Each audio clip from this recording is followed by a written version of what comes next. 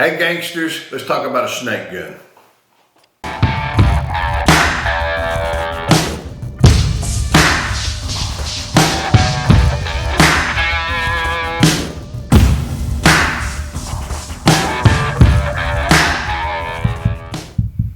Welcome to the hideout. Today we're going to talk about a snake gun. But before we do, please click subscribe. Click the ringy dingy so you get your notification. And like the video. I appreciate that when you do. Before we get started, we're going to talk about a snake gun. And when we talk about snake guns, everybody knows we're talking about Colt revolvers. We can go back and talk about, let's see, we got pythons, diamondbacks, boas, cobras, king cobras, anaconda. I may be missing one, I don't think so, but we're talking about the anaconda and the 44 Magnum, pythons, 357s, cobra, maybe 38, king cobra, 357. Oh, and we have the Viper, which we're going to look at close today, 357. So we've doubled up some of here Colt has with, a couple different models that basically shoot the same caliber. 357, then we have some that's just 38. Interchangeable with the 357s. But one of the things I like to think about with Colt is what a good job they've done in marketing their handguns. Big competitor of Colt, of course, is Smith & Wesson. We go back to Smith & Wesson, we start talking about the number 1, the number 3, Model 10, the 586, the 686, the Model 29.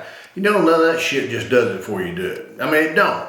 If you're dirty Harry, you know it's a Model 29 because the first thing you want to do is go find out what the hell that big gun was. But it doesn't scream anaconda. So marketing on these things is really a big deal. Colt, we go back and we got a peacemaker, not a number 3, not a number 1. So I think Colt's done a really, really good job as marketing their handguns. Is Colt better than a Smith & Wesson? There's going to be some arguments both ways. They're all wheel guns. Those two models, the cylinder swings out. You have the Colt that you pull the side lever on the side, right here.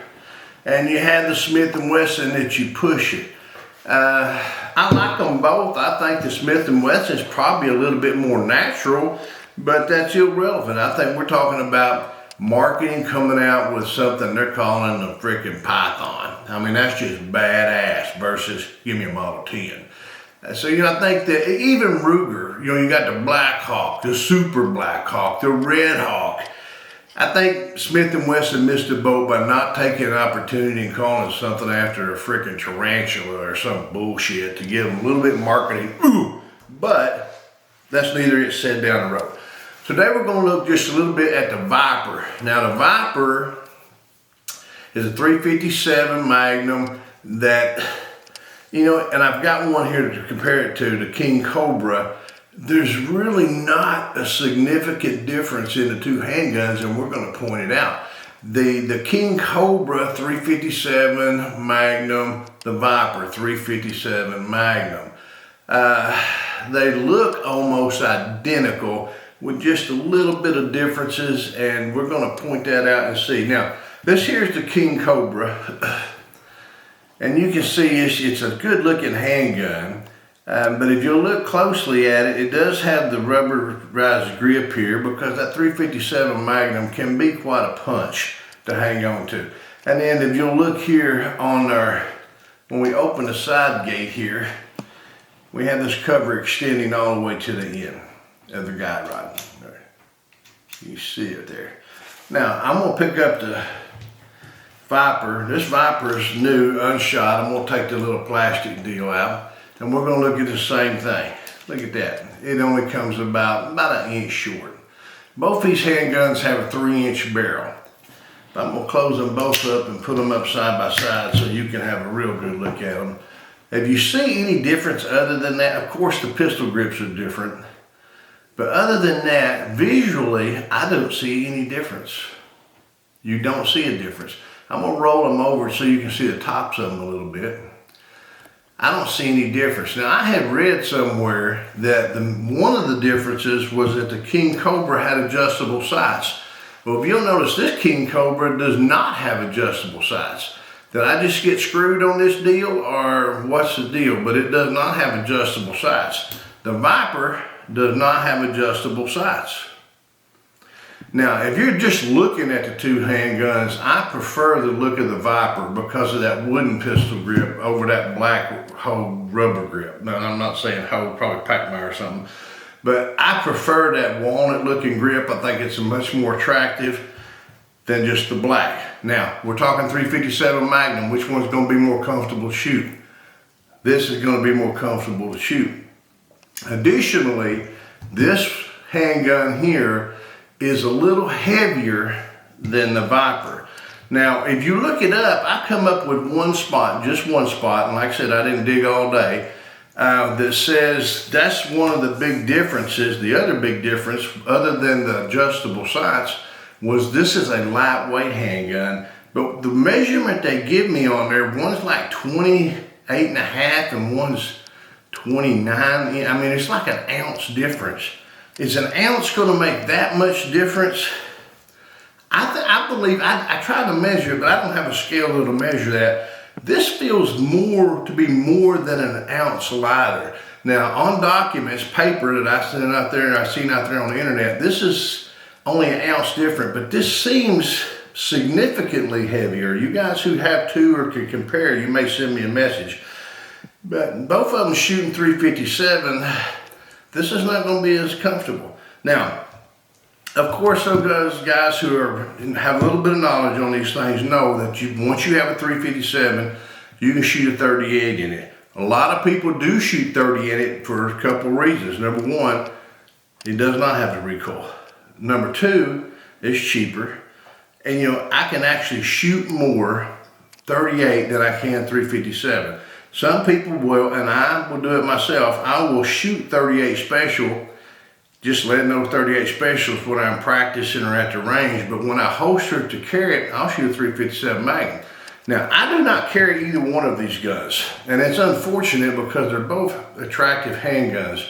Right now, whenever I do carry a revolver, I'm carrying the Ruger SP101, which is a little bit smaller than this, and it holsters real good, but if I could get a holster, by the way, the frames of these, if you look, the same. The holster, you can carry either one of these handguns in the same holster. So you could buy one holster and, you'd be good to go. Pick which one you want. Hell, I'm like Mrs. Sarge 1911. I have a handgun laying there. I might feel like I'm wearing this one today, or maybe I'm not in the mood for that, and my hair's not working right, so I'll carry this one today, or maybe that one doesn't go with blue, so I'll carry this one today. So I've been blessed with the opportunity to have more than one handgun, and sometimes it's just, oh my, what do I do? But anyway, I love to carry the handguns. I do carry a revolver on occasion, but most of the time, you guys know I do carry the 1911. So I'll tell you what we're gonna do. We're gonna go out. We're probably not gonna shoot the King Cobra because I've got another video on that, but we're probably gonna load up the Viper and see what it does. I'm interested. I'd really like to know why I find this one's supposed to have adjustable sights and it does not. This one's in the new model. Like I said, it's a brand new gun. And by the way, while we're thinking about it, Colt come out with these snake guns many years ago, and then because they got so expensive to make, a Python is an original deep blue Python is a dream gun. Absolutely as freaking sexy as it's gonna get. I mean, they're beautiful, they're a work of art. They quit making them for a while because to make that quality of gun, it was just expensive, and people weren't buying expensive, they were buying plastic. Plastic is cheap. But they brought these handguns back. They're not quite the handgun they used to be, but they're still good handguns. And one thing I will mention about both of these while I'm on that before we go outside, they both have the QR code on them. And I'm gonna show you, I don't know if you'll be able to see it or not, it's right here. They got the little QR code. You may or may not be able to get it with a camera. It's right here, a little QR code stamped in the metal. You may not can get it, but that's okay. Now, To my understanding, the only thing that does is tell you when it was made and what the serial number is. That's already printed on the side of the damn gun. Why is it there? Probably some liberal bullshit, but other than that, it's useless.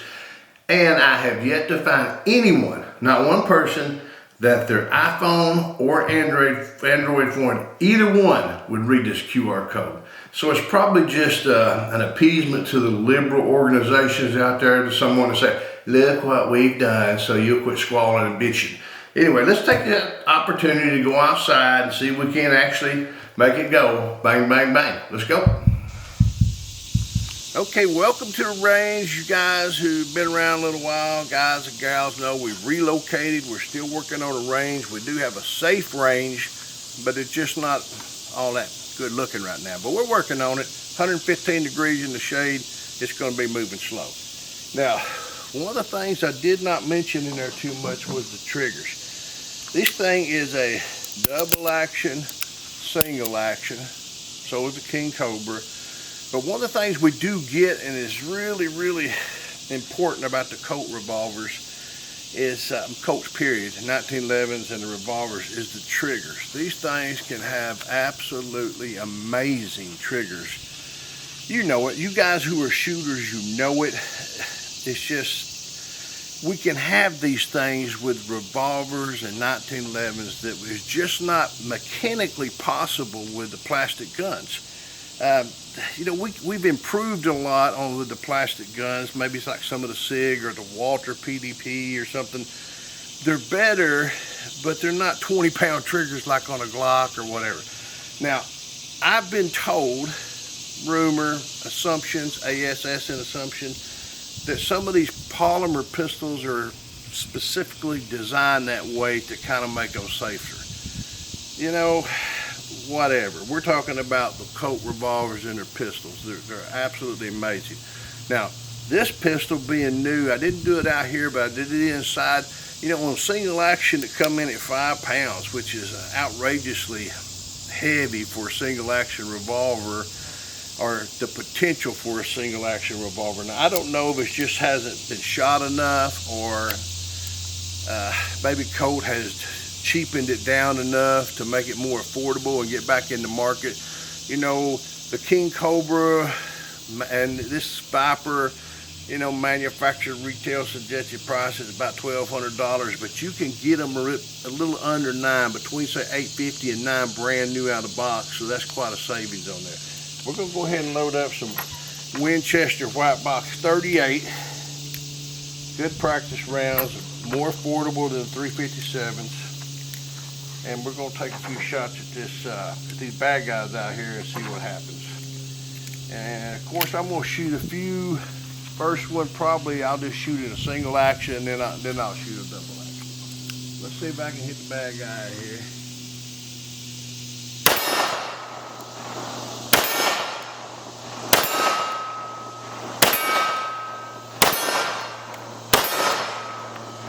I can hit the bad guy with it. Recoil with this 38 is, or these 38s in this thing, is really, really mild. Now, that's another comment I can make about the Vipers.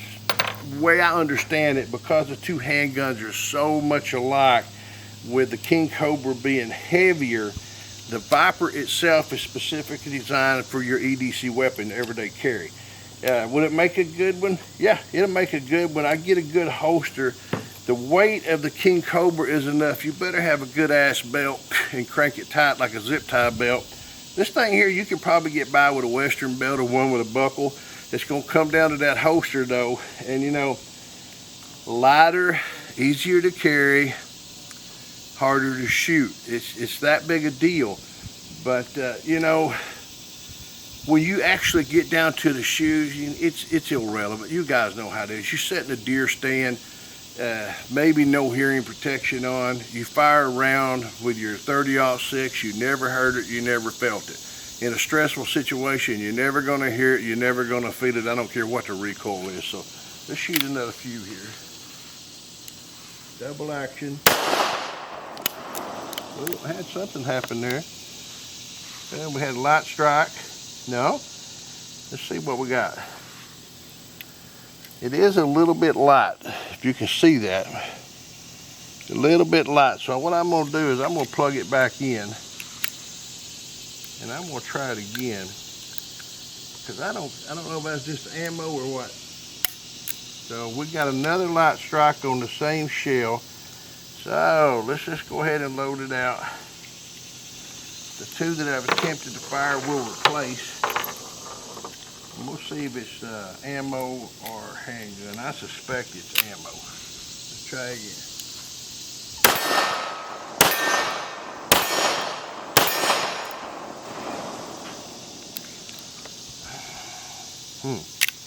Try again. We're talking about a little bit of ammo issue, it looks like. I've got about 5 more rounds. We can go ahead and run through it and see if it happens again. Now this ammo Winchester white box has been sitting in my cabinet in there for a long time. You guys know I don't shoot a lot of 357 or 38, just on occasion. Mostly a 45 guy. Try it again.